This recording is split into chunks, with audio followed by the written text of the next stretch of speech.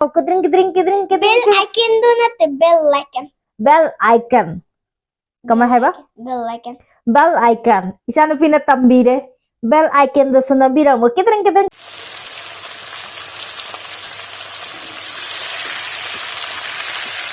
Matum chao chao na ka aga ne se.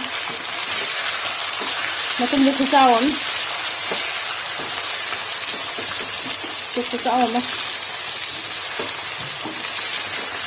Kiki anin.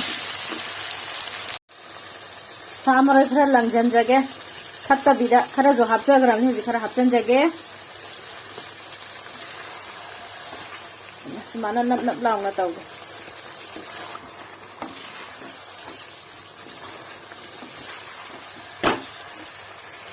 Hi ma'am. Ngashidi akoy yen thongba chade doini. Khar kana hai ro sana. Ngashidi akoy yen thongba chade doini. Mama gi na khara yama gi na ahum ne. Adu ngashidi yen thongba chabani. Adu akoy yen thongba chabaje. Aidi yen thongba yam pami. Mama gi video se like, share, subscribe to view. Aduga taubado kaubiganu fajana yengbiyu Mama start tawrasi Mama gi YouTube channel sibu anoba changbirakpa kaisamgi YouTube channel sibu anoba changbiraga yengbiba ichini naw mayam nusibiduna subscribe toksalamo sana hai ose subscribe toksalamo subscribe toksalo like su toksalo bell icon do kidring kidring kidring kidring bell icon do not the bell icon kamay hai ba bell icon bell icon isano pinatambire bell icon do sunabira mo kidring kidring kidring adudi mayam ngasigi mathen amdang haijarake aina ngasai thongmuda su uhanjagare ngasi yen kilo ani thonge aigi ipuroibagi akhoi sanagina papagi su khaidok jarame aduga atai sina mama ga macha ga da leijare ado sida isda kano tawre ko na ko mama ta ge sida kano kaleja bakalere ko umurok siga naijara age ai ngasi khud na di chak cha doni aduga koi chopstick na ne keno chicken leg piece cha doni chopstick na chicken leg piece cha ga ni mayam oidore yengminasi aduga ai sonda ai kanogi aijang je ai thongba oidre namnap launa ngauthaba do ngauthare maninga bangbang kari ngasi aduga adugi kitang namnap launa ngaujaba do adugi sida gravy hai tare ko adu khara leijare aduga sida kano makan je umorok mechar agena tawre sana nangsi hap ai wari sana tunge ngasi di chicken ji khara hotna jarege maicha kano ne kaleja do umoro tekpaga haptoga umorok se manam se mama shi lo umorok siga kaleja siga se shi lo thuk piya lok thoke mama sentang to khai manam se nungsi nangi di chani ne umorok sana manam da hare isanubi manam umorok kaleja ga me pe manam sina ni ko man tai ja hari ja ai bo hazal sana haurani mama nangi tot pa do chani ne se simur am sani sana kitang khai dok jaramge tot pa je papa gi khai do open sa ka je manen mama shi lo thuk piya mama gi khuse mur am sani tawni ne sana atai da dudi to salo how bo mar atai ju lo tho atudi to ni ngai ke miaw ro ye sana tu mahi ya ye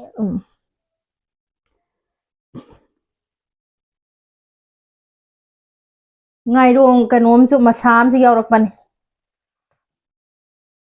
season ge haure ye char ba ja kita ladri de sanu bin haure he mamai machani ha bada pa e keno cha dinga de kitang taste tara thingani acha mayam adudi adum laukhajarage maningas pangmang gari hujikan de chak sana chaba hairam ni singye hujikti ꯁꯨꯝ ꯇꯧꯔꯀꯥꯟꯗ experience ꯂꯩꯔꯦ ꯍꯥꯏꯕꯗꯣ tasty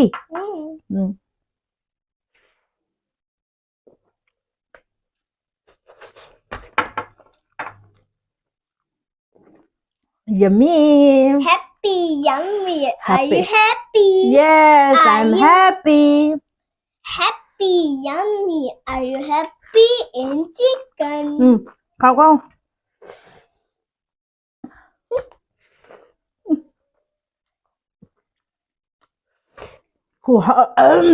hôm nè hai cái tổ chức iman cha cha ba hậu này đấy thì hai này lâu khuất kìa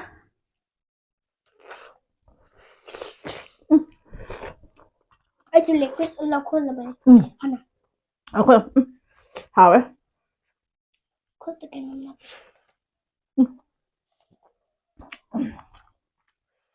không chán đi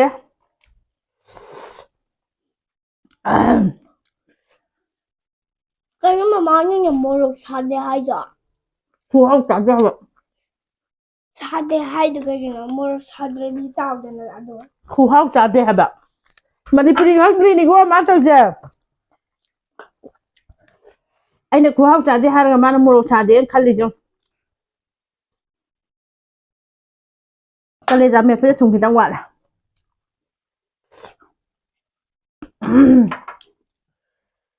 ꯑꯩꯒꯤ ꯏꯄꯨꯔꯣꯏꯕꯗꯣ ꯑꯩꯕꯨꯗꯤ ꯄꯥꯝꯖꯗꯦꯕꯀꯣ ꯌꯦꯟ ꯊꯣꯡꯕꯗ ꯑꯂꯨ ꯍꯥꯞꯄꯁꯦ ꯃꯥꯗꯤ ꯌꯦꯟ ꯃꯇꯨꯡꯒ ꯆꯥꯗꯦꯕ ꯑꯂꯨꯗꯨꯗ ꯇꯥꯟꯅꯩ ꯑꯗꯨꯗꯒꯤ ꯑꯂꯨ ꯈꯔ ꯍꯥꯞꯄꯗ ꯑꯩꯁꯦ ꯑꯃꯅꯤ ꯂꯧꯊꯣꯛꯆꯔꯛꯄꯅꯦ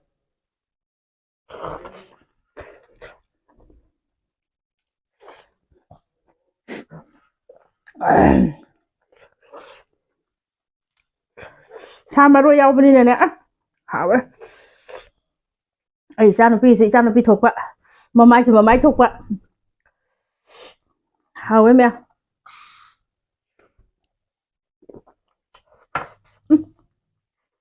truyền thông một dạ Học đấy. hào ấy thế nào của ông nhé hào ấy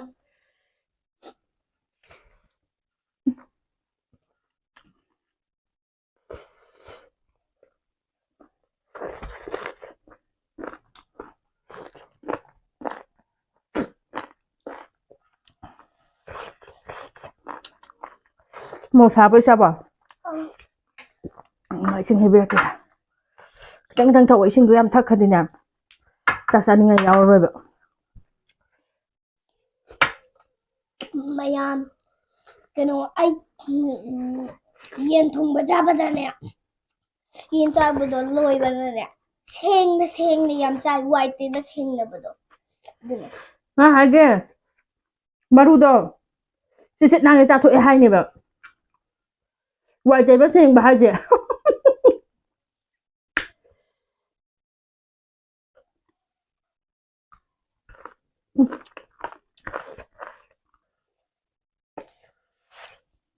Học rồi. hào á yummy Yummy.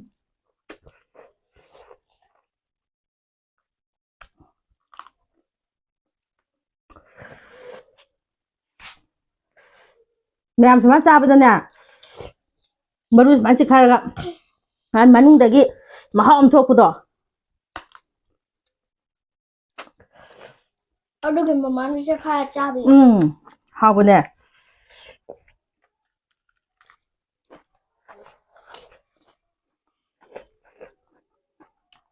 ꯄꯥꯏꯔꯦ उल्टा पाया Làm mà hi hả phụ đã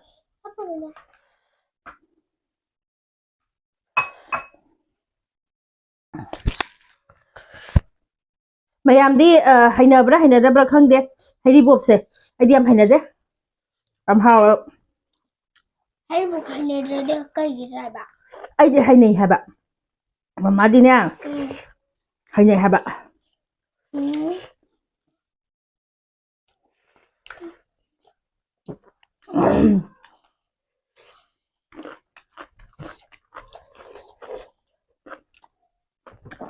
Kalau mamang de ulla su cha hả cái nôm hai cha nôm pin à ꯃꯃꯥꯡꯗ ꯀꯩꯅꯣ ꯆꯥꯕ ꯀꯩꯀꯩꯗꯣ ꯑꯁꯨꯃꯥꯏꯅ ꯎꯜꯂ ꯆꯥꯕ ꯑꯣ ꯁꯦ ꯁꯨꯃꯥꯏꯅ ꯎꯠꯂ ꯆꯥꯎꯋꯦ ꯁꯦ ꯃꯌꯥꯝ ꯇꯨ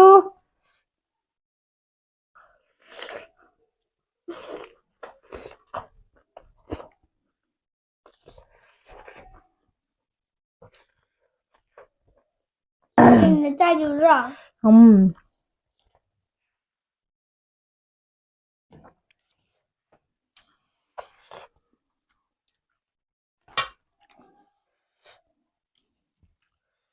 hawa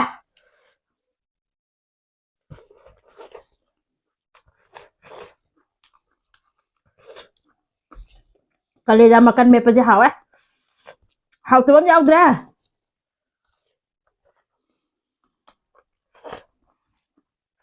ꯀꯩ ꯍꯥꯎꯇ꯭ꯔꯕ ꯌꯥꯎꯕ꯭ꯔꯥ hau tuh ya udah haba dia hawa haba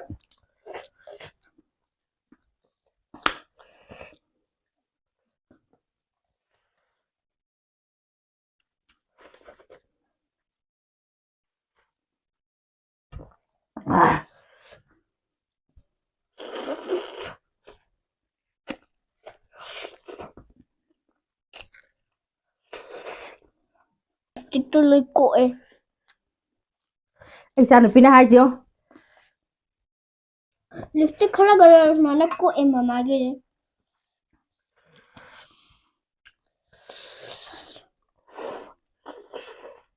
मम्मा आलू आलू Hau ya.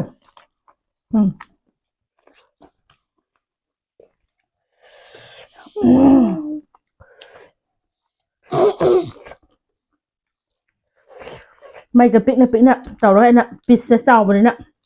Cagang cagang Manung thịt nè, hồi hạp cái.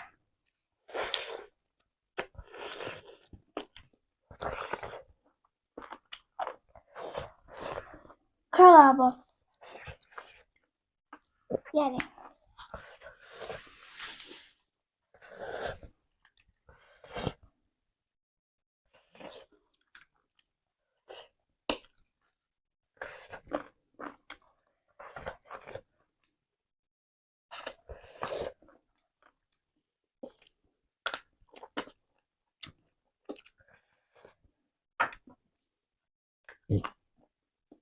Dekat.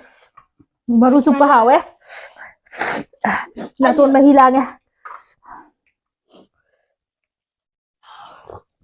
Isang nga dum tala nilang ka. Maya mamada pajara Support tau bio. photo biya aligar Aku cuma marak mama kak hau besar tarak ya. ako. Bet comments mamada adum yauray ay adum soundingya adudim mamada bet comments di ganu Yes. She is right. She is right.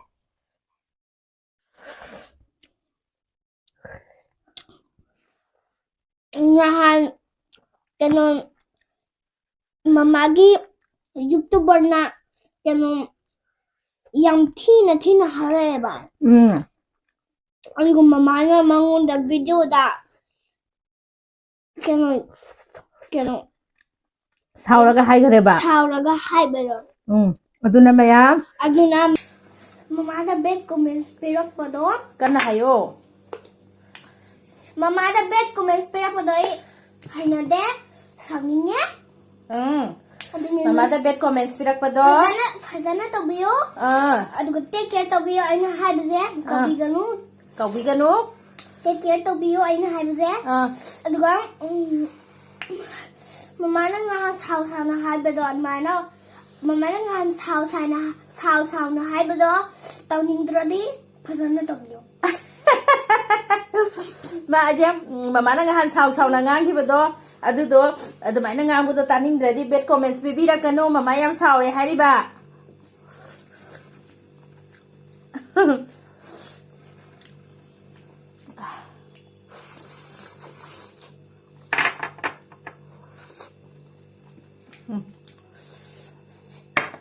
Pani sa.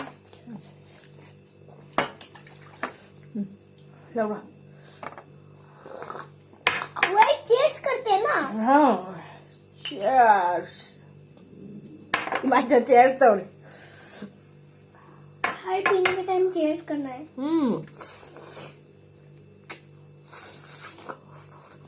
Khajan là đối xây ra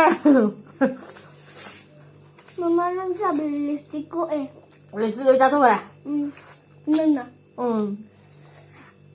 मम्मा ना गन्ना चाबदा येन थोंबा मही दई lipstick तो को इरे अदु मनु चंगिरा मम्मा नंग चादरदि आलू जाइङो न पिरो lâu rồi sao biết đồ नंग चादरदि आलू nung si thuê bi lâu khất bi đồ ai nu sin thôi bi nate nung si thuê bi à mà thấy như này khảo cho nên làm thuộc chân ạ cần nó tàu với nhạt được ba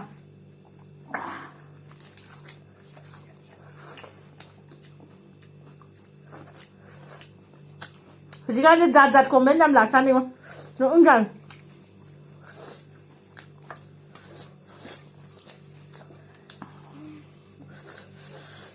इचा नते केनो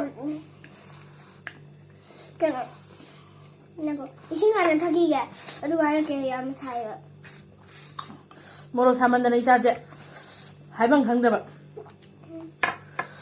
केनो ममागी YouTuber ना हायरे subscriber ना हायो subscriber ना हाये केनो इचे कयवा नंग ना वीडियो द क्वा उमगा केनो टिकटॉक नंबर द नुंगिंगे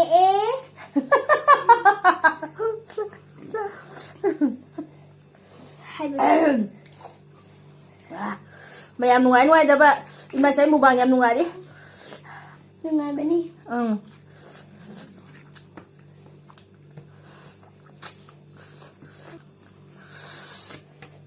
Ngasidi ay mamaga mubang yaw badi nungai mamada mama na kasi di Friday na yaw le hay school chat laro na ngasidi ko manna sok sama paper sheet ke anga pota ma paper set ke ha gano mana ro paper sheet ke sok ka pot ka ma pira decorate tong na ba Christmas ki Merry Christmas ki aduga mandira loiba pura ka kano theto ne dari pane ba kano story book pira math workbook su pira very good papa na hai ba math workbook te papa ga tau se na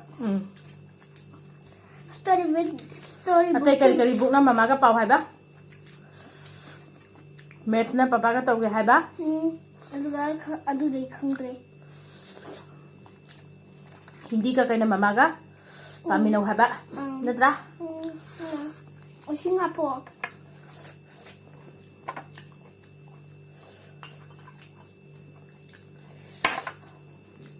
sorry rồi slowly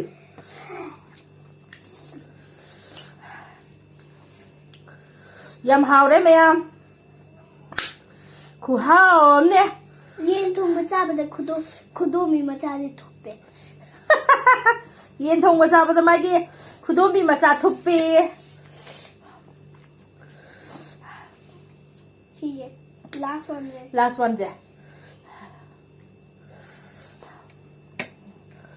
mayam isa nupi na ngang ise se isa soi ba ngam ba ma yaw ta su mayam waro bi ganu ko ma se manipuri phajana hoji haigal lai bani yang kana natra sana aduna mayam khara di haitri bani adu si yam haira da isa sang nupi da ma am haira Manipur ta satu badai sem yam haira ko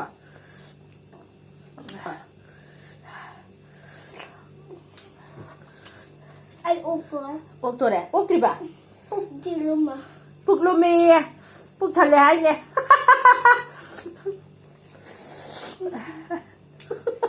thale se lum me ha ba bhari chumme isan hai je summe la ande ba summe isan pin hai se upu thang ben bhari order adu ne upu thang da bhari od Sume. ꯆꯠꯄꯗ ꯚꯥꯔꯤ ꯑꯃꯨꯛ Pati sa ano sana. Kamu ꯆꯥꯛ dah. ꯈꯛꯇ ꯆꯥꯒꯦ Sa. Tay sa ano ya. Hay yung wala sa. Loi sit na le ai. Isa no pigi pisa ma le. ꯆꯥꯕ ꯉꯝꯗ꯭ꯔꯦ Lo foro.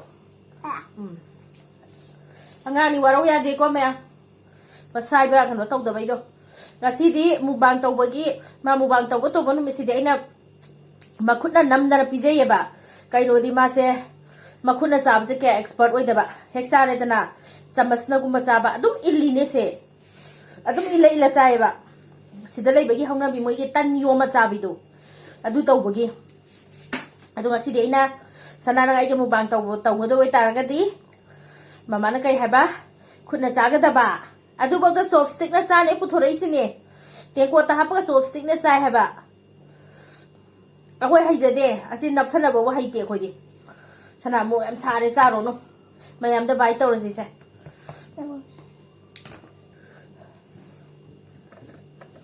Ma jeng asi je kano ne na Friday ne na ya holabne. Ai ya sai mem ahan ba phamu pa da di lipstick ya on no ja to kare ba.